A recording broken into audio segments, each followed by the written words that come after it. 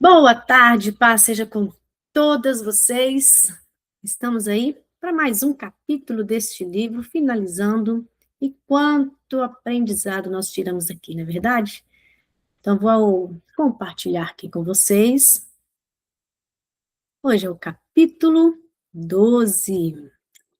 Vamos lá, o mestre dos mestres no gerenciamento do estresse. O mais excelente mestre da emoção. Há mais de 2 milênios, existiu um professor que ensinava a proteger a emoção e controlar o estresse. Mas, infelizmente, ele nunca foi estudado a partir do ângulo das ciências humanas. Ele revolucionou o processo de formação de pensadores e de mentes livres e tranquilas. Sabia provocar as pessoas a saírem da inércia, a, re, a romperem o cárcere da autocompaixão, do conformismo, das falsas crenças, da autopunição. Ninguém se aproximasse dele permanecia em sua zona de conforto. Ele era crítico do raciocínio unifocal, que retroalimenta a violência, pois se pauta no fenômeno bateu, levou. Era adepto da tese segundo a qual não devemos comprar o que não nos pertence. Sua paz valia ouro. O resto era lixo emocional. Falatórios, calúnias, rejeições não mereciam crédito. De todos os pensadores que analisei, nenhum foi mais bombástico, surpreendente, inovador do que ele, Jesus. E nenhum foi tão injustiçado. Uma de suas grandes metas era estimular o raciocínio complexo ou multiangular, que considera simultaneamente múltiplas possibilidades. Ele usava metáforas ou parábolas para treinar o raciocínio complexo. Quebrar preconceitos, romper paradigmas, vacinar contra a exclusão social eram outros dos seus métodos. Ele não diferenciava as pessoas, colocava os loucos e os gênios na mesma classe. Não media esforços para abrir o cofre hermético da mente das pessoas, ainda que essa atitude colocasse sua cabeça a prêmio. Para ele, as religiões podiam ser fonte de saúde psíquica ou doenças mentais, dependendo do aprendizado ou não de comportamentos como se colocar no lugar dos outros, pensar antes de reagir, recolher as armas e abraçar mais e julgar menos. Minha teoria não estuda apenas a sofisticada fronteira da construção de pensamentos, mas também o intricado processo de formação de pensadores. De todos os pensadores que analisei, nenhum foi mais bombástico, surpreendente, inovador do que ele. E nenhum foi tão injustiçado, inclusive por centenas de milhões de pessoas que diziam segui-lo. Por quê? Porque nunca estudaram seus comportamentos à luz da psicologia. O resultado? As religiões, ao longo dos séculos, não usaram as ferramentas para desenvolver saúde emocional, social, proteção cerebral, inventividade. Sem essas ferramentas, os religiosos têm o mesmo grau de exposição a transtornos psíquicos que qualquer ser humano. Atualmente, há no mundo cerca de 2 bilhões de pessoas que afirmam cristãos e 1,6 bilhão de que se afirmam muçulmanos. Entretanto, os líderes religiosos das mais variadas correntes desconhecem completamente as técnicas poderosas que o homem, aplaudido por mais da metade da humanidade, usou para gerir sua mente. Filtrar estímulos estressantes, educar a emoção de seus discípulos. Por isso, é tão fácil adoecer hoje. Olha só. Ser líder religioso ou empresarial, na atualidade, é um convite a asfixiar a emoção. Os líderes não só têm pouca ou nenhuma habilidade para ser proativos, empreendedores, criativos, como também carregam na bagagem mental um conjunto de transtornos psíquicos, de timidez a fobias, de ansiedade a baixo limiar para suportar frustrações. Despreparados, os líderes adoecem juntos com seus liderados. Quando Jesus viveu o ápice do estresse? Quando? Era de esperar que o cérebro do professor da Galileia fosse extremamente estressado, estivesse em contínuo estado de alerta. uma vez que suas ideias revolucionárias o colocavam em constante risco de morte. E para completar sua fonte de problemas, Jesus escolheu liderar um time de jovens que só lhe davam dor de cabeça. O mais dosado e culto com vocação social era quem? Judas Iscariotes, que, no entanto, tinha um defeito oculto e gravíssimo. Não era transparente, não tinha contato com seus fantasmas mentais. Apesar dos vales dramáticos dos estímulos estressantes que o homem Jesus atravessou, ele convidava as pessoas a beberem de sua tranquilidade. Quem tem sede, venha a mim e beba. Ou ele delirava, ou temos aqui um mestre do autocontrole. No Getsemane, momentos antes de ser traído e preso, vivenciou o ápice do estresse. Pela medicina, a hematridose, manifestada pelo aumento da pressão sanguínea e por suor sanguinolento, representa o ápice do colapso físico e mental. Lucas foi o único biógrafo capaz de notar esses sintomas. Tinha de ser um médico para fazer tal diagnóstico. O mestre dos mestres sofreu um estresse dantesco, não porque se curvou ao medo ou à preocupação neurótica com sua imagem social, mas porque se preparava para suportar o insuportável e de forma diferente de qualquer outro ser humano. Freud baniu da família psicanalítica quem contrariou suas ideias, como Jung e Adler. Ele fugiu do estímulo estressante ao passo que o homem Jesus passou por estímulos dramaticamente mais potentes e se recusou a fugir deles. Ele os enfrentou e teve autocontrole. E o que o esgotou foi o fato de tê-los enfrentado não como um predador, mas como um poeta da generosidade. Queria manter a serenidade nos vales da loucura, manter o equilíbrio quando caluniado, reagir com brandura quando esbofeteado, manter-se lúcido quando açoitado. E, por mais inacreditável que pareça para a psiquiatria e a psicologia, poupar e até interceder em favor dos seus torturadores, quando crucificado. Pai, perdoa-os, porque eles não sabem o que fazem. Todo esse mecanismo de preparação levou o cérebro de Jesus ao ápice do estresse. Mas ele não reclamou, ao contrário, retomou os instrumentos de navegação de sua mente e voltou a ser líder de si mesmo. Isso só explica porque quando Judas apareceu como o escolta e o traiu com um beijo, ele o chamou de amigo. Jesus não tinha medo de ser traído. Tinha medo, sim, de perder um amigo. E mais, Jesus deixou atônita a filosofia de fazer uma pergunta a Judas. Amigo, para que vieste? A pergunta é o princípio da sabedoria na filosofia. As perguntas induzem a curiosidade, a interiorização, a reflexão e a elaboração de novas ideias. Ele sabia por que Judas estava lá, mas desejava que este rompesse o cárcere da síndrome do circuito da memória e reescrevesse a sua própria história. Diferentemente de milhões de países e professores, Jesus valorizava a pessoa que erra mais do que o próprio erro. Ele nunca apontava a falha em primeiro lugar, preferia ensinar a pensar. Ao estudar a mente dos mestres do gerenciamento do estresse, eu cunhei essa frase.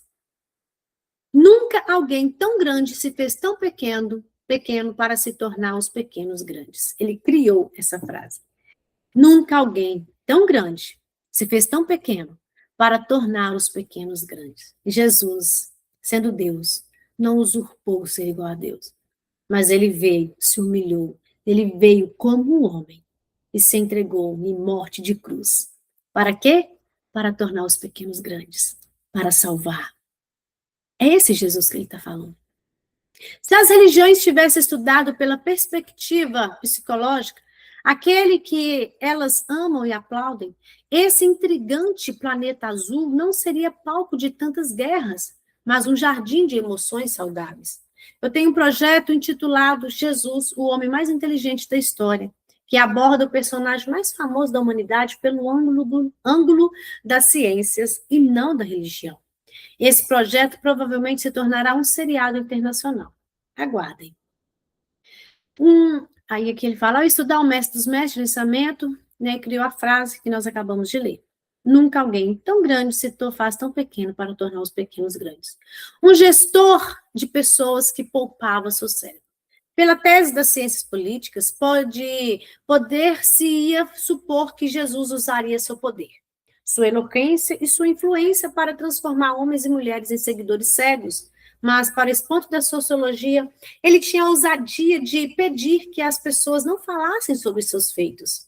Sua autoridade como gestor de pessoas era fascinante. Ele sabia que o poder compra bajuladores, mas não amigos. Que a fama compra admiradores, mas não empreendedores. Que o dinheiro compra a cama, mas não compra o descanso. Como líder, Jesus sonhava em formar pensadores, não servos. Servos precisam ser comandados, pensadores são autônomos. Servos se rebelam, pensadores lutam pela causa até a última gota de energia. Ao contrário de muitos políticos de autoridade, infectados pela necessidade neurótica de ser o centro das atenções, o mestre dos mestres não alardeava suas obras, amava a discrição, fazia um silêncio uma poesia, do anonimato um instrumento, para ensinar que as pequenas coisas são o verdadeiro espetáculo do prazer e da realização. Seu sonho era fazer muito do pouco, comprar o que o dinheiro não podia pagar, pois sabia que quem faz pouco do muito é um miserável. E de que quem precisa de reconhecimento, aplauso, bajulação, holofote, para sentir migalhas de prazer, é um paupérrimo. Seu projeto era formar alunos capazes de ser autores da própria história, que não tivessem medo da dor, das crises, das lágrimas, alunos cujo único medo fosse de não usá-las para enriquecer a própria personalidade. Reitero, Jesus não procurava alunos cegos, mas pensadores capazes de sonhar em melhorar o mundo. Sabia que para sobreviver numa sociedade estressante, não bastava ter cultura ética, seguir um manual de boa conduta, era necessário desenvolver a resiliência. O último jantar. Jesus não se curvou diante da decepção, da frustração, da negação, da traição. Por ser resiliente, jamais abandonou seus alunos, nunca deixou os feridos pelo caminho, como nós fazemos com as pessoas que nos frustram. Até o último minuto, apostou tudo que tinha naqueles que pouco tinham. O sonho espetacular de transformar homens rudes e radicais em poetas da solidariedade e da tolerância o consumia. Seu comportamento na última ceia foi bombástico. Jesus não deveria ter ânimo para jantar, nem para ensinar nada. Você se sentaria à mesa com seu traidor, com seu negador e com um bando de pessoas que lhe dariam as costas nos momentos mais difíceis da sua vida? Essa é uma pergunta para nós meditarmos. Será que a gente sentaria à mesa com essas pessoas, sabendo que ia nos trair, que ia nos negar, sabendo que ia nos abandonar no momento mais difícil? Para assombro da ciência da educação, ele se sentou à mesa e foi muito mais longe. Não fechou o circuito da memória, ao contrário, gerenciou o seu estresse, abriu o leque da sua memória e teve a habilidade de dar lições inesquecíveis aos seus alunos, que frequentemente o decepcionavam. A Última Ceia é provavelmente o evento mais conhecido da história, imortalizado inclusive por Da Vinci, em sua magna pintura. No entanto, é sem dúvida o evento menos conhecido pelo ângulo da psicologia e da psiquiatria. Estavam todos reunidos, o mestre e seus alunos. O mestre sabia que estava em seus momentos finais, porém acreditava que ainda tinha de dar lições inesquecíveis sobre a superação de 4 tipos penetrantes da necessidade neurótica: de poder, de ser o centro das atenções sociais, de controlar os outros e de estar sempre certo. Jesus estava no auge da fama, mas de forma surpreendente, pegou uma toalha e uma bacia com água. Curvou-se aos pés daqueles jovens e silenciosamente começou a lavá-los. Com isso, ele gritou silenciosamente. O fenômeno RAM arquivou janelas saudáveis e inesquecíveis no solo do córtex cerebral de seus alunos. Pedro era agitado e ansioso. João era afetivo, porém tinha baixíssima tolerância a contrariedades. Sua emoção era flutuante.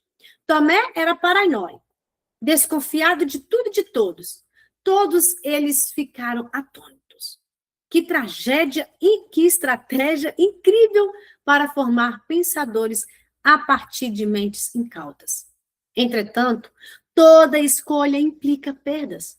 Jesus preferiu perder seu status de mestre para elevar o status da sabedoria de seus aprendizes. Que homem foi esse que usou técnicas pedagógicas admiráveis, até hoje desconhecidas da pobre educação cartesiana, especialista em formar mentes unifocais, repetidoras de informações? Quando as palavras eram insuficientes, seus gestos ofereciam aos alunos lições inesquecíveis. Se quisessem ser dignos do poder, teriam de usá-lo para servir a sociedade, e não para ser servidos por ela. Se desejassem controlar o estresse, teriam de que superar a necessidade doentia de controlar os outros. Se quisessem ser líderes sociais, teriam de ser líderes da própria mente. Uau! Para controlar o estresse, é necessário superar a necessidade doentia de controlar o outro. Quer ser líder? Teriam de ser líderes da própria mente. Então, quer ser líder de alguém? Vamos procurar ser líder da própria mente. O maior formador de gestores de pessoas da história sabia poupar seu cérebro, preferindo se sentar no fundo da plateia, no espaço sem honrarias, para ver seus alunos brilhar no palco. Era uma fonte de mentes saudáveis. Você é capaz de dar o seu melhor aos alunos e aos filhos que os frustram? Que a frustram? Jesus sabia que ninguém muda ninguém. Só as próprias pessoas podem se reciclar. Ele não tentou mudar o pensamento de Pedro ou de Judas. Deixou que seguissem seu curso, apenas o estimulando a ter consciência crítica. Nós precisamos de pessoas que vivam suave e livremente, que sejam capazes de relaxar diante das próprias crises e da estupidez alheia. Quem critica demais, aqueles que falham, acabam por desistir das pessoas que amam. Quem critica demais, aqueles que falham, acaba por desistir das pessoas que amam. E um dia poderá desistir também de si, pois também se frustrará consigo. Uau! Esse último parágrafo, como nós devemos aprender cada dia mais. Não é verdade? A crítica não deve fazer parte da nossa vida. Não deve. Não, não deve fazer parte. Pois quem critica demais aqueles que falham, acabam por desistir dessas pessoas que amam, porque as pessoas falham. E um dia poderá desistir de si mesmo. Mas você não pode desistir de si mesmo, pois você pode se frustrar consigo mesmo. Então vamos parar com crítica, autopunição, aprender com o nosso mestre. Nosso mestre ensinou, né? Tá ansioso? Olha, não preocupe com o dia da manhã. Tá tudo no controle de Deus. Olhe para os lírios, contemple, olhe para o céu. Tem esse momento de contemplação, de ajudar a aliviar o estresse, a ansiedade. É o mestre que ensinou. Porque nos dias de hoje está tudo tão corrido, né? As pessoas rapidinho se frustram, cria expectativa demais no outro, e até mesmo em si mesmo. Mas nós estamos aqui para aprender cada dia mais e viver e aprender principalmente com o nosso mestre. Alguém deseja falar algo? Não? Ó, segunda-feira estaremos aqui com o último capítulo desse livro.